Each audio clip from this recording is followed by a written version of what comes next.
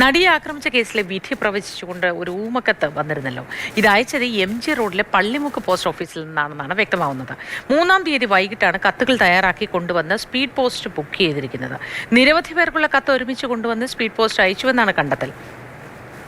മിന്നിൽ ഈ നിരവധി പേർക്കുള്ള കത്ത് ഇത്തരത്തിൽ അയച്ചു എന്ന് പറയുന്നത്, അങ്ങനെയെങ്കിൽ ഇത് ഒരേ കാര്യവുമായി ബന്ധപ്പെട്ട് ഈ വിധിയുടെ ഉള്ളടക്കവുമായി ബന്ധപ്പെട്ട് തന്നെ പലർക്കും അയച്ച കത്തായിരിക്കുമോ?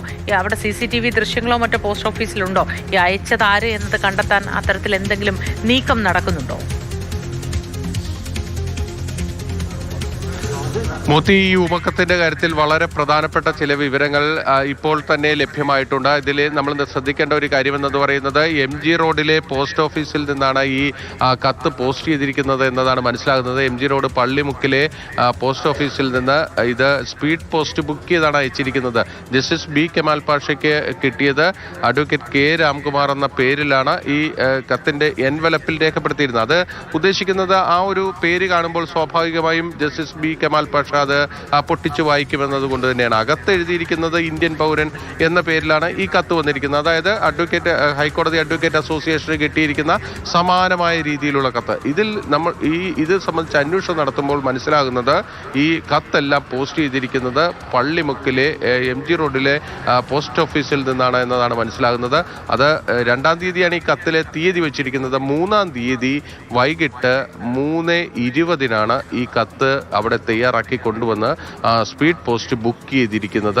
അത് ബുക്ക് ചെയ്തിരിക്കുന്നതെന്ന് നമ്മൾ മനസ്സിലാക്കുന്നത് ഒരു ചെറുപ്പക്കാരൻ വന്നത് ബുക്ക് ചെയ്തിരിക്കുന്നു എന്നതാണ്.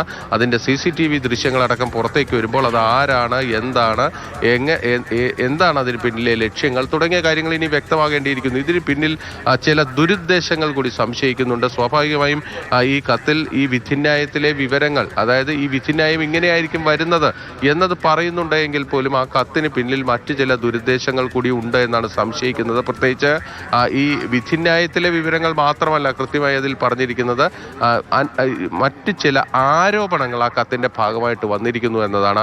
അതിൽ ഹൈക്കോടതിയിലെ 3 ജഡ്ജിമാരുടെ പേര് കൂടി അതിൽ എഴുതി വെച്ചിരിക്കുന്നു.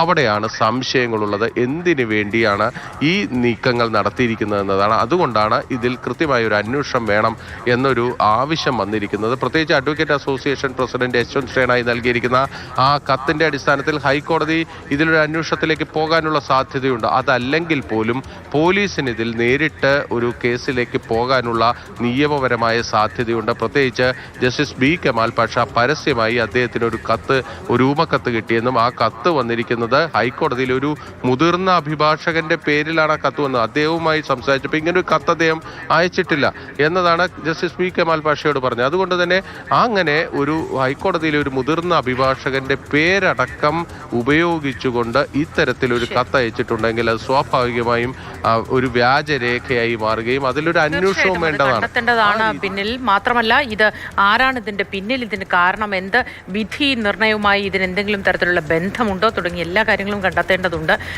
ഏതെങ്കിലും അഭിഭാഷകരാണോ ഇതിന് പിന്നിൽ, അവർക്കുണ്ടായ എന്തെങ്കിലും അനുഭവങ്ങളിൽ നിന്നാണോ തുടങ്ങി പല കാര്യങ്ങളും കണ്ടെത്തേണ്ടതുണ്ട്.